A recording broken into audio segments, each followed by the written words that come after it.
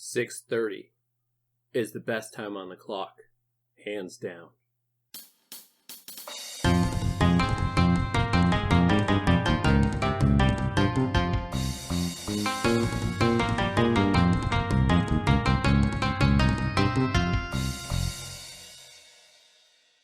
Hello and welcome to Assorted Meeples. I'm Phillip, the Meeple on duty, and today we are talking about Castles of Burgundy, the new special edition from Awakened Realms, and I think it's in conjunction with permission of Ravensburger.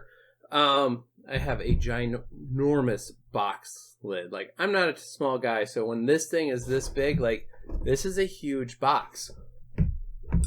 Anyways, I'm already getting distracted, so this will be fun. I'm going to try and stay on point. I've got my notes right here with me. In the table in front of me, I have the game set out. I played a two-handed game just so I could learn the rules better. So after me and Heather played a couple rounds and I had to go to bed because, 2:30 a.m. wake-up call requires that you go to bed at a reasonable hour most of the time. But I wanted to learn how to play the game just a little better so that way I could help teach and guide us through an actual full gameplay. I went into buying this. I got everything. I got the acrylic tokens, the 3D terrain pack. I got everything. I went into it blind. I had never played Castles of Burgundy before. I was interested in it. But when they came out with the anniversary edition, which has the red box with the I think it's got 3 keys on the front of it, that looked gorgeous. I just never got around to buying it and bringing it into the collection because there's lots of games out there and I just never got there. Yeah, I see why this board game is ranked and loved as well as it is. This is a really, really good board game. The rules of this game are very simple. But once you get into the play of the game, it gets very complicated very fast. The easiest way to explain this is you get a territory, your duchy board, your player board, and you have 2 dice that you roll each turn. Those 2 dice allow you to take actions, and the number value on the dice are where you can take it.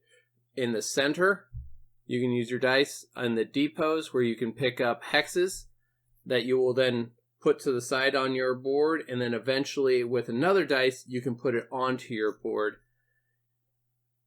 So that's your 2 main things. You're going to be either picking them up from the market or you're going to be moving them from your storage onto your board. When they activate, each color and each building and monastery all have their own unique abilities that take effect when you put them on the board.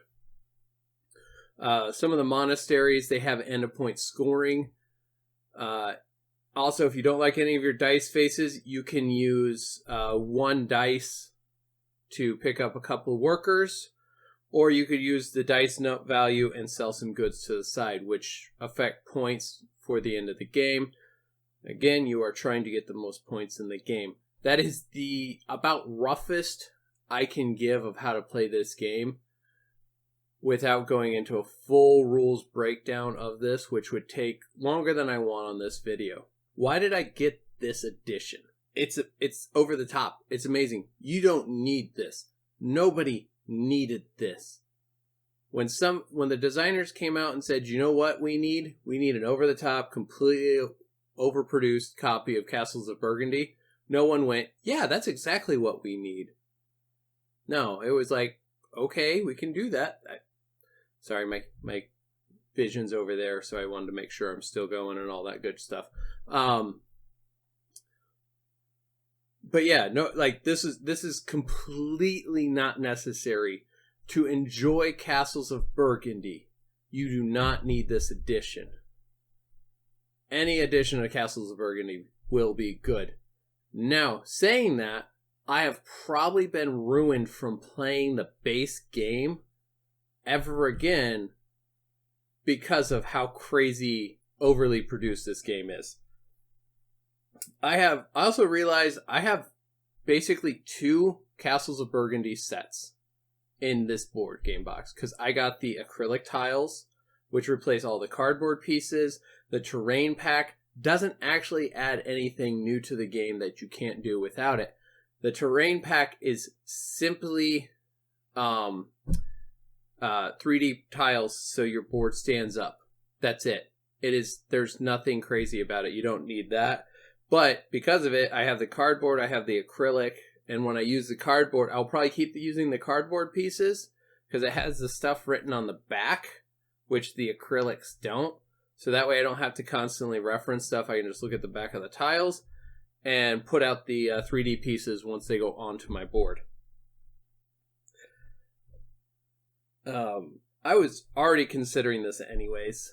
My last point of why did I get this? I was already considering this anyways when the red box came out. So when they came out with this edition, I was looking at it going, yeah, I actually want that. I want that. So I worked some overtime and I picked it up for myself. Let's kind of just move into the pros and cons of this now. I don't have enough experience to talk I know what I'm doing on a review of this game. What I like about it is that it's very clean, simple rule set that gets very complex the further along in the game you go. There are 5 rounds. Each round has 5 phases, which is easy to track because on your board you have 5 stacks of goods and 5 stacks of 5 goods. Each round, each time you roll your dice, you're going to put one of those goods out on a depot with this white die. The leader rolls that and they set it out on according to the numeric value. Very simple, very straightforward. You have 50 dice that you're going to do. So 50 actions total. There are some extras in there, but you have a total of 50 to make the best of that you can. Workers can adjust and manipulate your dice as well. That's what the workers are for.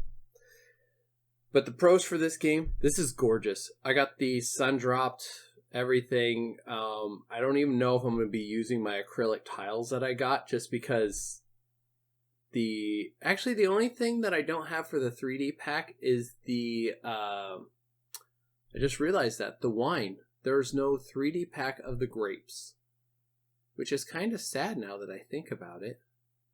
Very sad. But that's neither here nor there. That would have, I don't even know, that box would have been much bigger at that point because those would have been dual. I am way distracted. I am off in left field. Let me bring it back in. But the details on all these, hopefully there's some pictures, or there will be some pictures popping up of all the extra little details that the 3D minis put in. The bags themselves, like these bags, like these are very nice.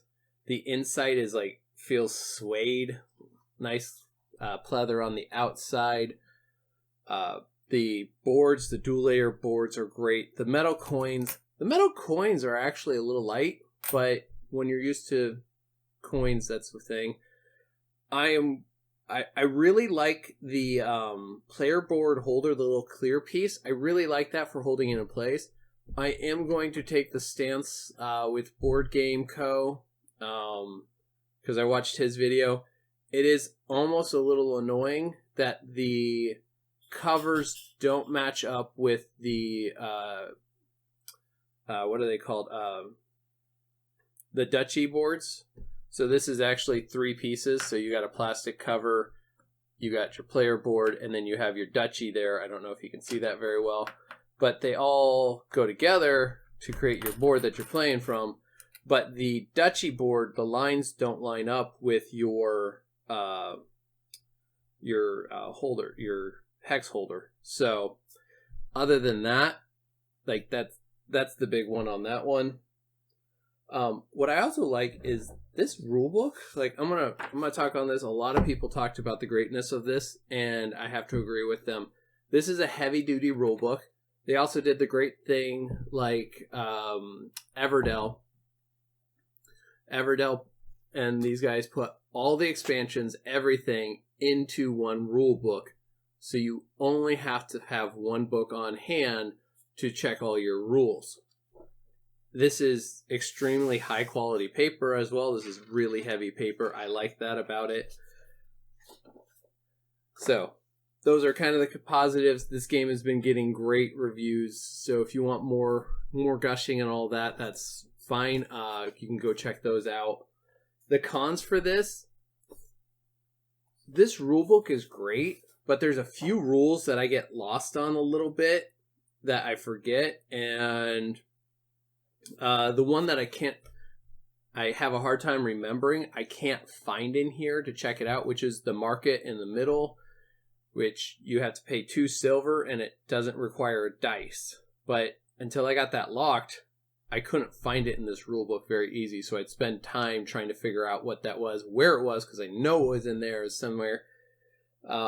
But again, with those big rule books, it's real easy just to lose one rule in there. I have even printed out a 1-page rules reference for me and Heather, so we have it kind of all together and under control. This also, like I already said, this is not a small box. This is not the only box that I have for this game, which means this game takes up a lot of space.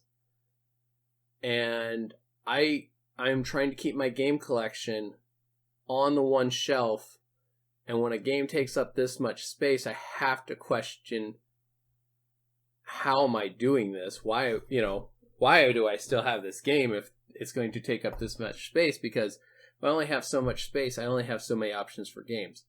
Do I keep the biggest game I have just because it's so great and wonderful? Or do I, have to move on to a smaller box for the stuff or game?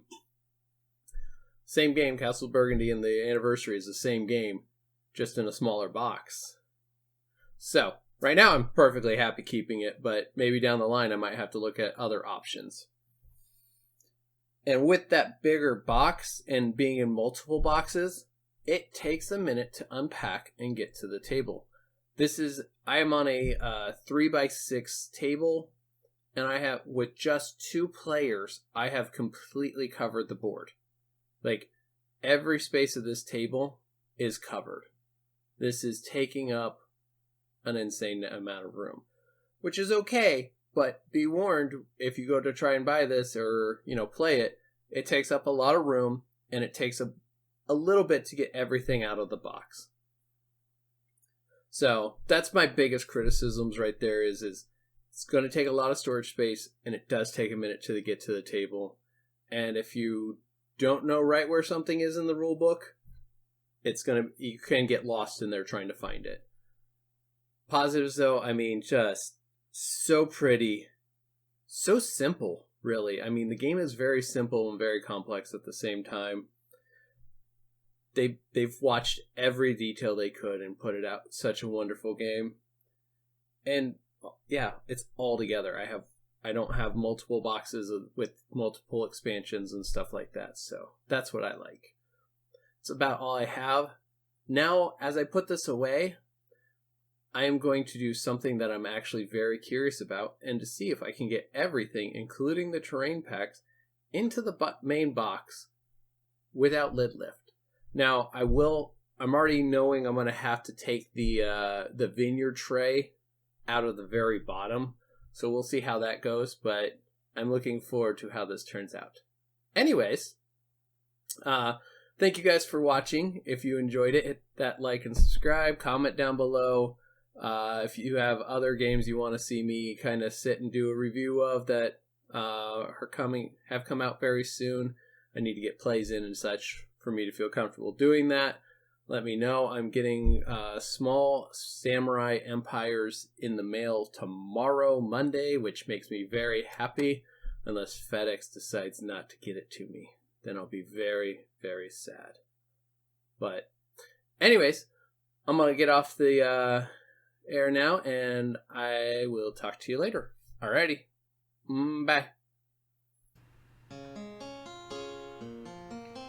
If you like what you just saw, please support us by hitting that like button and subscribing to our channel for more great gaming content.